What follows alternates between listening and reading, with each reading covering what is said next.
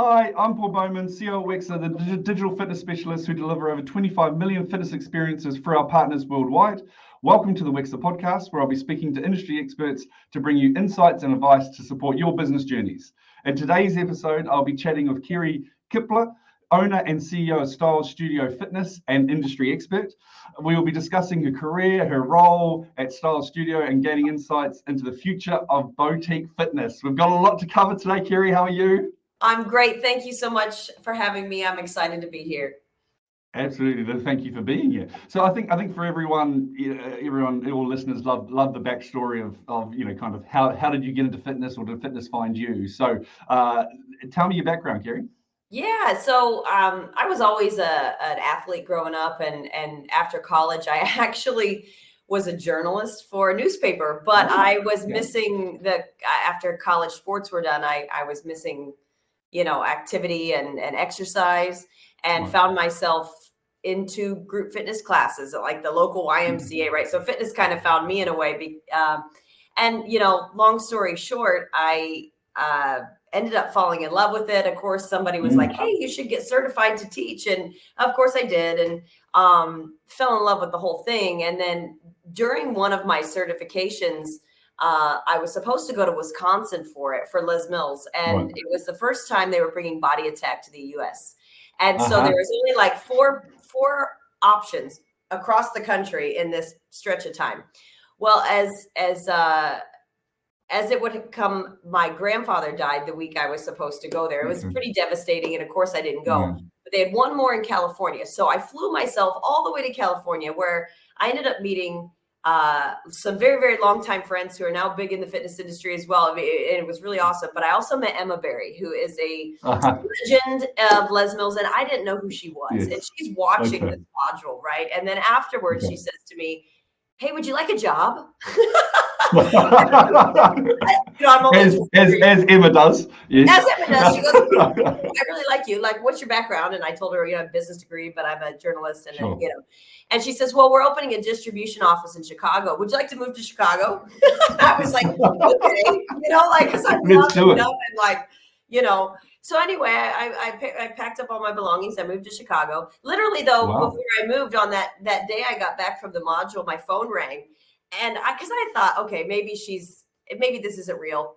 And my phone rang and they said, do you like sales or training? And, I knew nothing about sales at the time. So I said training, and they're like, you're hired. And I was like, okay. So anyway. But just for all listeners, that's a very Kiwi way of doing business. Shout out to Emma as well. It's like, we like what we can see. We can mold that. Let's go. You know what, though? She's been, she and I became really close. She became a huge mentor for me. And, setting me on that path led me to many places, including New Zealand for 10 years. So, the career kind of launched with her vision. So of course you had Gold's Gym, you've been a few, and of course managing clubs in New Zealand. Like what's probably been your biggest thing you've seen, like in hindsight, in terms of how much the fitness industry has evolved, because you've worked in so many different environments? Oh, totally. I think overall we are all in the same ocean, just in different looking boats. So our bricks and mortar could be boutique, it could be big box, it could be whatever, but we're all navigating the same waters, right?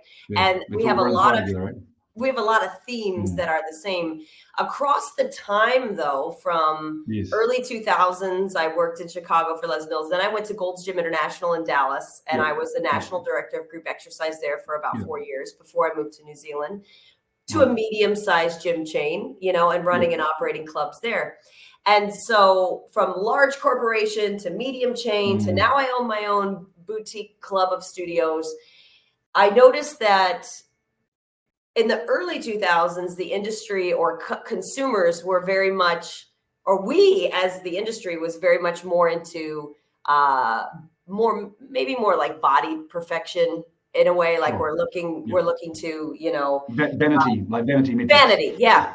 And I think the most recent evolution, and we can probably thank COVID for this, is body acceptance. And so it's the consumer's value system around fitness has went from I'm trying to look like Barbie and to I just want long-term health, right? And I want to feel good.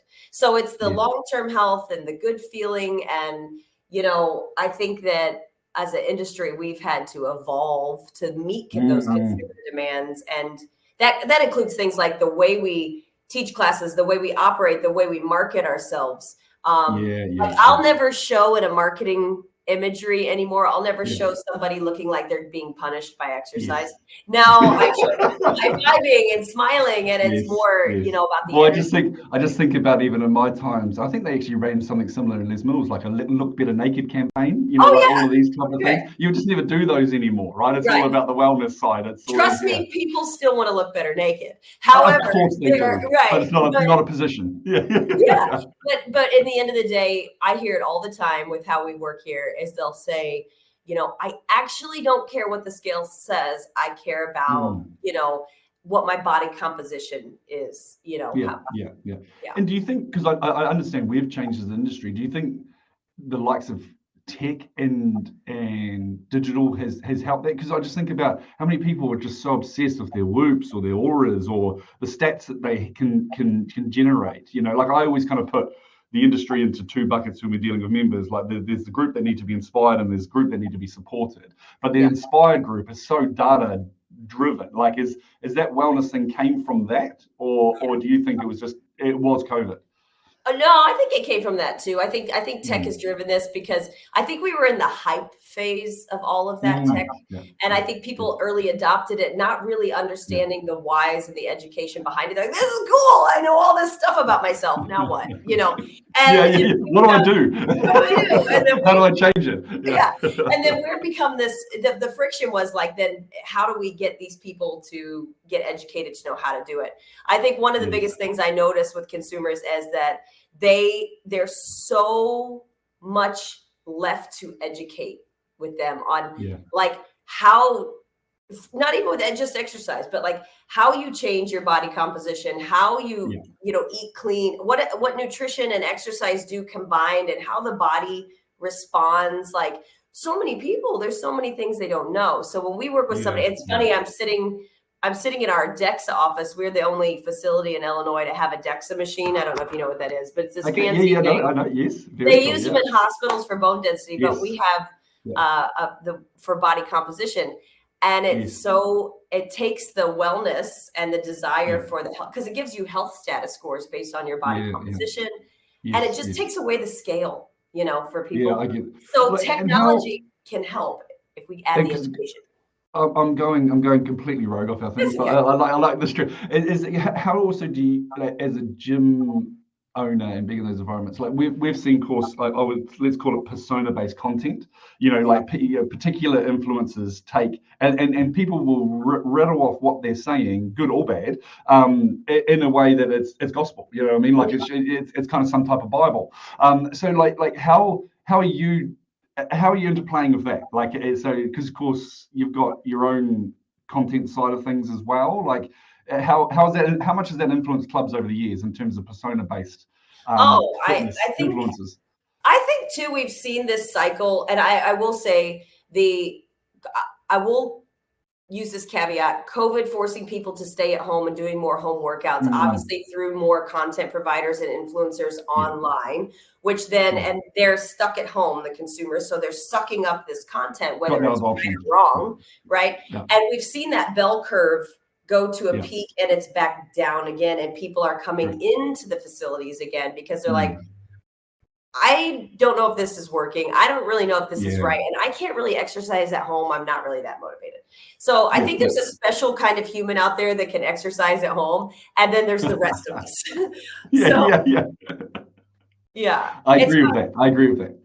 And I think I've seen a few, I thought I would see more members using their phones with influencers at the gym. I haven't seen that very much, at least here. But we've got 4 boutique studios in one facility, right? So we've got huge class experiences and a gym floor. So people tend to flock to us for those class experiences. But I don't see influencers.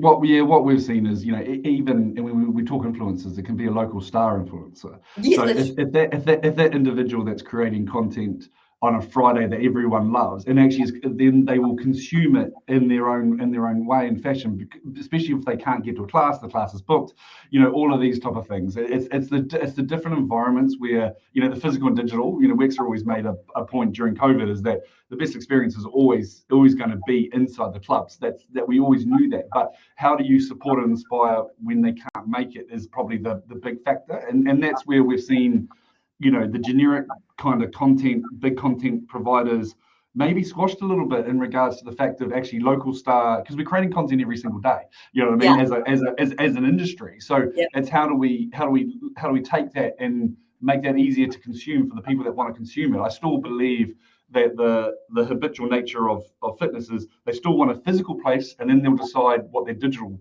is on top of that. You know what I mean? So which I think is a great opportunity for our industry. Oh yeah, and we're only as a on the bricks and mortar side of the industry, we're only barely scratching the surface there. I think there's a technology block between us and meeting people where they are in their world. We attempted it during COVID. We did too. We put in live stream cameras inside our studios with really high quality stuff that pumped it out to our members in their app. So you could either be live in the studio or you could be joining us from home to help meet people where they were, just because not everybody felt safe. Over time, we had less and less of those home viewers, so we had no need for that technology anymore. But I think that now we're in this new phase where there is that appetite for how do we keep the content flowing correct. all the time to keep them engaged, even when their feet aren't in our facility. Agree. Well, it's the, not talking too much about the content side, but it's the, how do you take that local star and give them a platform to be able to share their story, to engage and inspire more users? It's not just, we agree, we've seen it on the Wexer side, is that the fly on the wall type stuff where you kind of feel like a class, of course, you're always going to be missing that class. So it's actually better to actually let them shoot their own content, shoot their own ways, and even it's amazing, like on our platform, when people are uploading what a particular trainer eats in a day. That's probably the most viewed on our when it's a local star, because that's what they want, right? They're like little celebrities, aren't they? They're the people that are trying to inspire. So we need to give them a place that they can, everyone's on phones, everyone's watching YouTube. Well, I think now YouTube makes up 60% of all the world's data every day. It's crazy. Uploaded, right? So it's like, well, let's give them their own platform to be able to engage them. But that's a bigger conversation. So let's we'll get to that. So let's talk IHRSA first, because you were the chairman of the board of directors. I guess and you did it in an interesting time. So I dye my gray hairs now, just so you know. So like, what were you? I guess what were the things that you were trying to prioritize? And there's a lot of things that happened in your tender. So it all kind of came at once. So when COVID hit, and I became chair of the board during that period, and basically. Just for the viewers who are like, obviously IHRSA is our trade association for the global fitness industry, where we grow, promote, protect the entire industry. And we do advocacy on a federal level. We work with international branches. We're trying to keep the global industry standard high and protect health clubs, right? And so, in that period, it was chaos. Wow. So we went from a fancy little meeting 3 times a year to like, alarms going off and meetings 3 times a week like this over Zoom. Like it was for an entire year. So, I mean, it was a heavy lift. And the team that was there at the time was like, I mean, everybody was amazing. That whole board of directors should go down in history. Honestly, I wish that everybody could have seen, how much work was done. And I could see just to keep, because if you remember right, like the media was pummeling us, like we were like as if we were more unsafe than Walmart, like come on. I mean, it was the dumbest thing ever. So, we're trying to keep everybody afloat. And then the association itself, we missed the trade show that year and everything had already been paid for, right? And the deferring things and all this. At the same time, our overarching strategic focus, not only just to save everyone in the industry, it was very apparent that we were very ill prepared at an advocacy level compared to many other industries. So there was like the restaurant industry, man, they had a huge war chest. They had, politicians on board. They were ready. And we were sitting there with our pants down. No lie. Like it was just like, what is going on? So one of the bigger strategic moves was we knew for the long run, we had to bring advocacy into the main focus of what this trade association is here to do. Because when the chips are down, we need it on an international level. We need the decision makers that we require to stay in business. We need them on our side. So anyway. And is that when the board decided to bring someone like Liz on? Yes. Liz has been on the podcast as well. So it was a good move. Absolutely. So we had a full change of guard. So I got to lead all of that too, which was right here. But anyway, so we had to change of guard, which was difficult because change is hard. And we spent this interim period working on finding someone like Liz. We had some amazing help keeping the fort down during that period. And we ended up recruiting Liz and bringing her on board, and her background fit with the strategic direction. I think that the team now, you're seeing these awesome leaders do the work that is carrying that forward, and things like changing the name started when I was there. And now we're seeing it come to fruition, right? So this is how slow the timeline is, but it needed to be cautiously done. And what we're going to see now is an elevated stance in the eyes of, on the Hill in the Capitol. We're able to say we are the Health and Fitness Association. A little bit easy to understand, right? And then and putting health in the front of it. If I were to stand on my soapbox a little bit, we are in the health industry. The medical side, love you, but you're in sick care. We're in healthcare. You're in ambulance at the bottom of the hill. We are trying to prevent that ambulance from going over the cliff. So, love you, but forever as a society, we have called it healthcare. And it's like, well, no, you're trying to get me healthy, but I'm already sick or damaged or something's going on.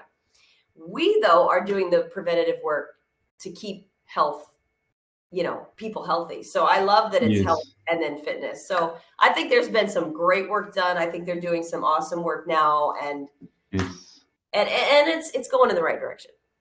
And I always, it's quite interesting, but just hearing the probably the business community talk about health and fitness versus us. And I think we were always really, really hard. We always criticize ourselves a lot, but actually as a fitness industry, like who else, we went straight to putting stuff out there for members, giving them, probably we gave them too much value for free, but we cared, right? Because we wanted to care. We care.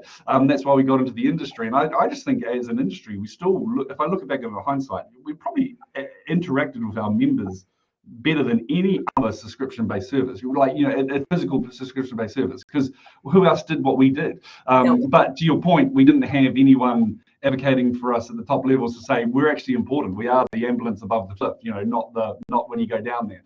Okay. Well, look, the work that you did doesn't go unnoticed. So I thank you personally for what you did for the industry at that time, because that wouldn't have been easy. I'm just one person in the whole thing, but the whole thing it was cool to be a part of. And now these great people are moving it forward. So good to hear.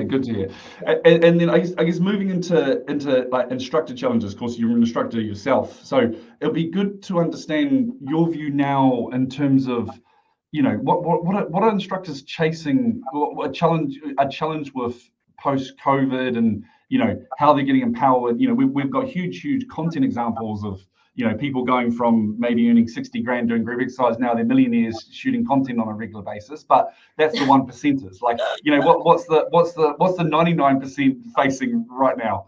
Yeah, no, that's a really good question.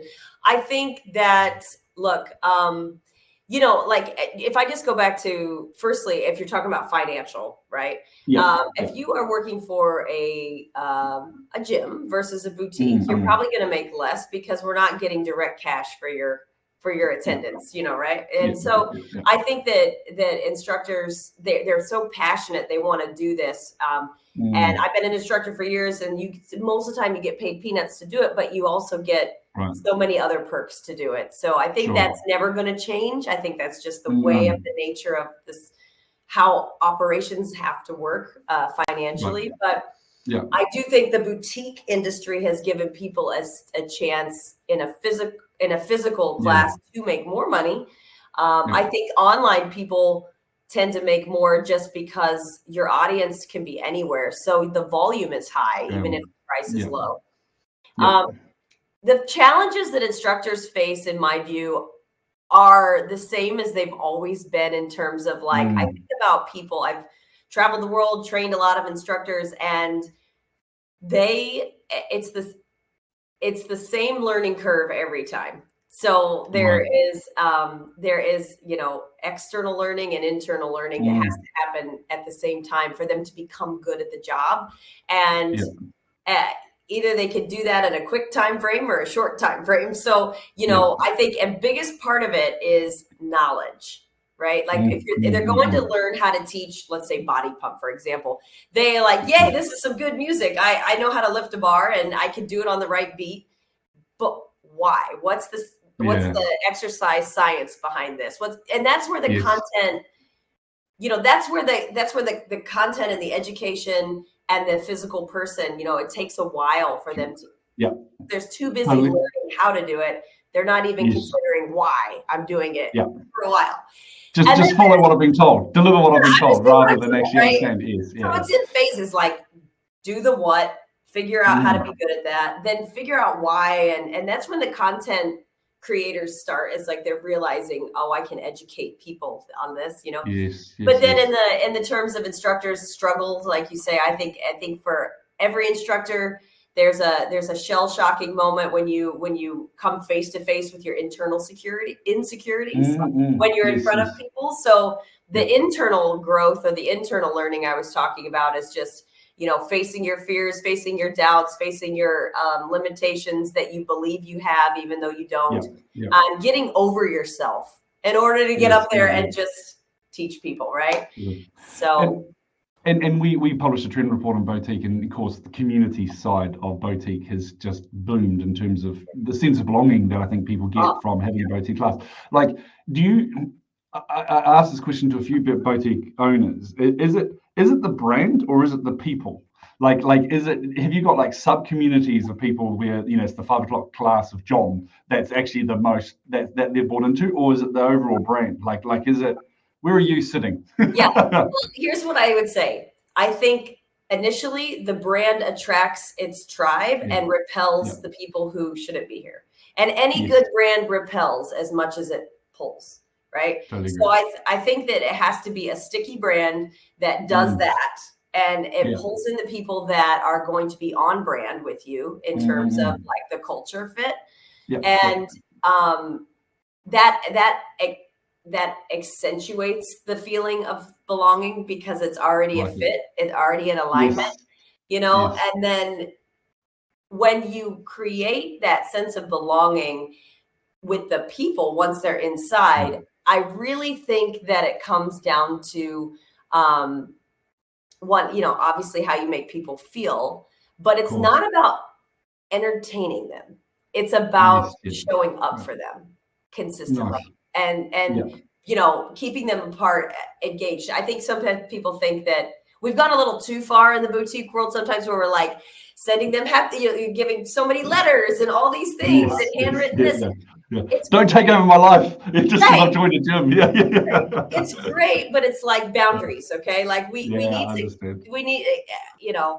to still maintain healthy boundaries. We are a gym. We are one place in your life to come, and we need to be smooth about it. So like when you're here, you look forward to being here. So the other thing I would say about cultivating the sense of community is also tapping into the pleasure part of the brain. Like when you're here, how do we attach you to joy? How do we attach you to things you enjoy so that you don't look at it as, oh God, I have to be here. Like how many times in your life, maybe early on, or how many people that join a gym and they're like, oh, I gotta go get on that treadmill because my butt is fat or whatever, and like when you have that negative self-efficacy and you're coming for those reasons, you're never going to stick with it. But if you were coming and going, oh my gosh, I love this class. I can't wait to go. I've got my reservation on my app.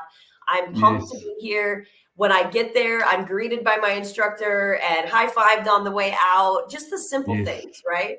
And that gives me that sense of belonging. And when we consistently do that, we create integrity within the community. And that integrity, then this member is kind to this member. This member left something in the changing. You've created a culture. You've created a culture. Right. And the culture that happens because the expectation of that integrity just lives, right? Yeah, I like that explanation. Nice. Yeah. Very cool. That's kind of what I feel about it. Yeah, no, it's a very all the time. No, but I do agree. I'm not going to name things, but I feel like it's probably worse in the US and the UK. Like, sometimes because I train so much at different things, I drop in every now and again to a different, and you're like, holy, the amount of messages I've gotten in 24 hours. You know what I mean? From a fire hose. Yeah. Yeah, and I think it's always, it's always identifying where they all sit. Yeah, everyone's different. Like I kind of, some people are going on a journey of they just want to move. They're not into at the moment. They're not into trying to lose a whole lot of weight or get stronger. They just want to move and feel better and all that type of stuff. Some are on a journey of wanting to achieve something, and it's trying to identify those journeys really, really quickly, right? Which I think sometimes instructors just do by osmosis. Like so some of them are amazing at doing it. Yeah, just conversation. But I like the consistency factor, just always being there for them. They know that you're going to be there for them. That's a strong emotion. Yeah, it is. It is, and I think a feeling of like we use a tactic of emotive design, like on the physical floor plan. So, like, I literally, if you were to go back into the CAD drawing of this facility, I have 2 floor plans. One, I learned this from a speaker a long time ago at a keynote, but he was from Europe, actually. He's a genius guy. And he was like, any business should have a blue script and a green script, like a play. The blue script is the lines, the plot, the characters, but the green script is how do I want the audience to feel at this moment in time? How do I want to change their emotion at this moment in time, right? So my floor plan, I literally have like, here are the bathrooms, here's the studio, here's reception, blah, blah, blah. But then I have one that lays over the top that says like, when they're walking into the parking lot, I have the word energy. So what do? We put outdoor speakers underneath the awning so that the music starts pumping before they walk in the door. When they walk in, I want them to feel VIP. So what did we do? We chose sliding doors versus pull open doors, like little things that create emotive, welcome. So, I don't think that we spend enough time on UX design. I know the speaker that you're speaking of, and you see some of the clubs, even the, let's call it high value, low cost gyms, where they've been designed with that in mind, and it makes a huge difference. You feel like you're going into a premium facility, but actually you're only paying €9.99 type thing. So it makes a massive difference. So I agree. That's solid advice. Like, and then so moving to digital content though, because we've kind of covered it a little bit, but like what, from an instructor's point of view, what are the challenges and opportunities that you see? Like for people who are creating their own, you mean? Correct. Or looking at that, how often from a Wexer point of view, we have, traditional group exercise people going, I need to have more of a presence. I need to do this. Should I go do it myself? All of this type of stuff. I think people are realizing more in the world of, YouTube, Instagram, or the rest of it is, yes, you can service up content, but the machine is feeding the content that they want you to watch rather than what you're trying to do. So I kind of call it the death of the follower a little bit. So so therefore, but that also offers opportunities if they have their own systems, I guess, to be able to reach those people. So because at the moment, I guess I'm seeing group exercise people kind of doing it themselves rather than traditionally through brands. Like, of course, the whole mission of Wexer is do it through the brand so everyone wins. But what's your thoughts? Yeah, I think that their instructors, there's certainly the grass is greener first, feel like, okay, well, I could maybe make more money if I go out on my own, I create my own content, I be this YouTube superstar. And then you dip your toe in that water and you go, oh my God, this is hard. That's hard. Yeah. And it's very hard. It's very hard to stay consistent too. Yeah. And I think it's very hard to become noticed because it's white noise. There's so much of it out there. So unless you have a super special reason to, and sometimes you just never know, why did that person become a content superstar influencer and that person didn't? And sometimes you just don't know. But I think what I'm seeing is, especially, and this goes for personal trainers too, right? So they don't just have to be, in classes, but they realizing that attaching to a facility is also going to elevate their platform, because we have the quote unquote database of an audience that's already there to serve, or they already have 1,000 people in front of them to tap into, right? So that's where I think, anybody who's in the early part that's not made it on their own, they're doing it. They're developing the content. When they do it for a facility or multiple facilities, as well as for on their own, they're seeing more success, I guess. So and they can get the direct feedback, right? They create the followers, and if you look at even our recommendations or just what you're seeing, the best influencers are still doing physical. There needs to be a touch point where you have a physical element to what you do, because that's how you create those events, and that's how you create that kind of stardom and fandom. So I get it. So do you think the industry is doing enough in that regard, in regards to giving them the platform?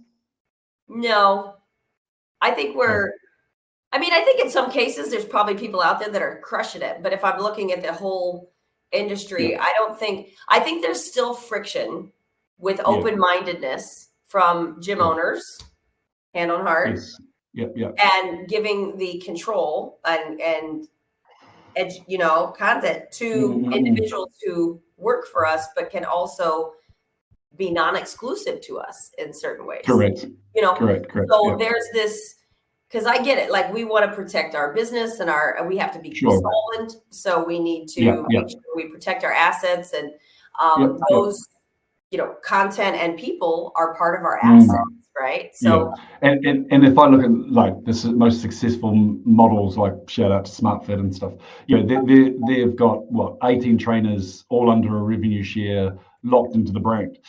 So it's a win-win, right? So it takes away that fear of from an operator's point of view, but then gives them something in the back that they can feel like they can grow the brand. And to your point, it's you're sitting on such a large database on a regular basis, and all the traction is always going to be far bigger through your physical presence than it is on a digital presence. So I see a world, of course I'm sitting here, so I'm biased, but I see a world where we're combining the two. Yeah, absolutely. I agree with you. And we're entrepreneurs, so we like to control everything. Of course, that's how you know. And then look, talk to me about Style Studios expansion plans. Like, I really do love the All Styles Welcome. I think that's such a cool way of doing it. But now even talking to you, understand how where that came from. But what's the what are you looking to do as you expand? So we would love to expand. We actually were. So we opened in January of 2020, 8 weeks before COVID shut us down. So in our first 12 months, that would have been a critical growth period. We only had literally two to the day, to grow and then battle the rest. So we once had more aggressive growth plans, and then COVID hit, and then now we're like just kind of locked down, and let's work on this facility. And we're I think in the future, there's so many people that come in here and say, is this the only one? Is this a chain? Just because of the way it looks and the way it's set up. And this is it. And they're like, did you make this up? I'm like, yeah. They're like, well, why isn't this in, and they always say, like, if people move away, they're like, oh my God, I want this in Arizona, or I want this in Okay. So I know that it would do really, really well. Like, just for those of you out there that don't know, I'm in a B market. I'm in Peoria, Illinois, which is central Illinois, that it's only like less than a couple 100,000 people, even though the central Illinois area is like 1 million. But it's like, in terms of the realm, like, it's a low population. It's quite frankly, we're in coupon country. I don't think anybody here would argue with me on that. Everybody wants a discount. And so I'm not in a big city like a Chicago and an LA or New York, where like our fees would be double or triple what they are here, for example. So I do know that a model like this would go really, really well in other places. And we just have a very different approach of onboarding people now that's dialed in and hugely revenue based up front. But at the same time, people love it. They get stuck and they stay. Nice. So anyway, I mean, that's just kind of a high level.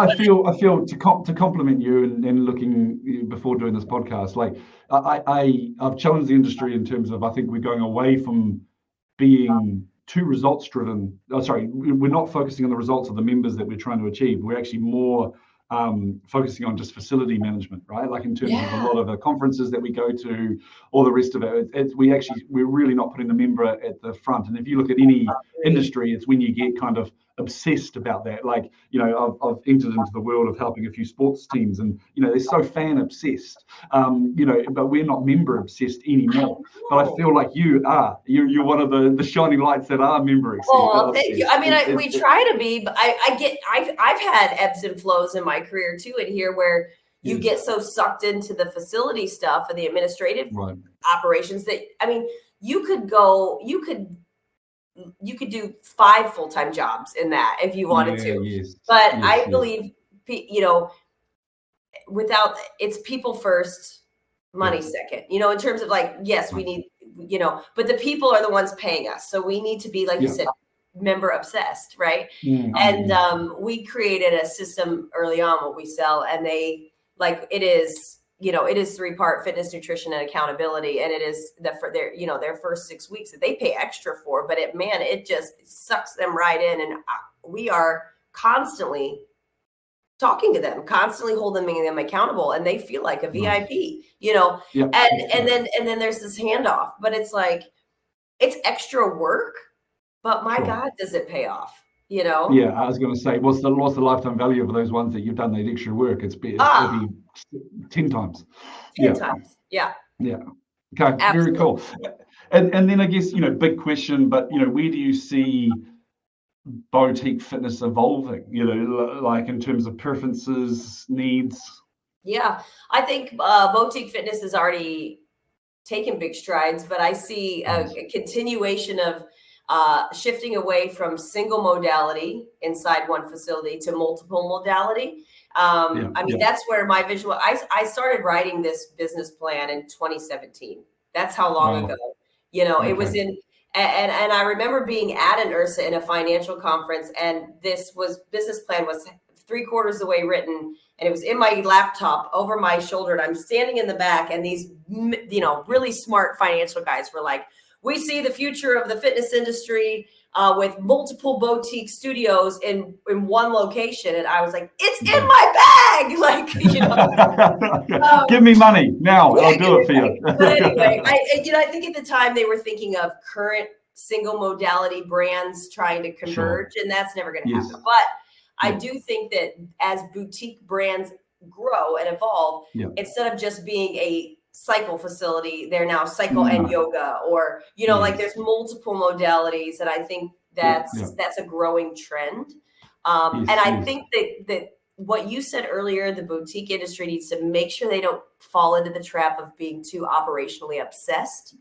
And that's where the details matter, yes, but don't go too far into facility management, making sure every little thing is perfect, and forget about your consumer in front of you, forgetting about the person in front of you. So, and then do you think, of course, we've seen a lot of consolidation within the boutique fit, and then I think some, like Exponential, that's their business model. But do you see more of it happening as a means of survival, or not?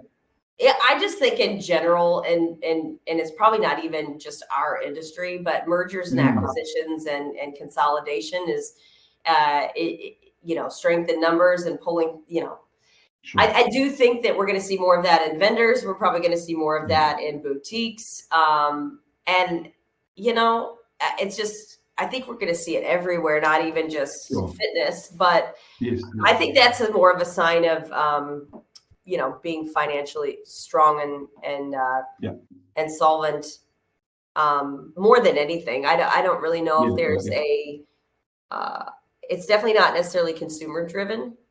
I don't think. Not at all. No, yeah, I agree. Okay, no, nice. And then how do people connect with you? How do people find you? Oh, cool. Well, I'm on Facebook and Instagram and all those good, weird things. But you can always look up our website, which is www.stylesstudios with an S, because we have 4 of them, fitness.com. And my email is Carrie, Carrie, at stylesstudiosfitness.com. So, I'm always up for a good chat. And as in New Zealand, we say a good yarn or whatever. Yeah, look at you for bringing some Kiwi into it. But look, thank you so much for being on the podcast. It's been really cool to spend some time and diving into boutique fitness with you. So, your insights much appreciated, especially to all the listeners. Thank you so much for having me. It's been a pleasure. Thank you, Carrie.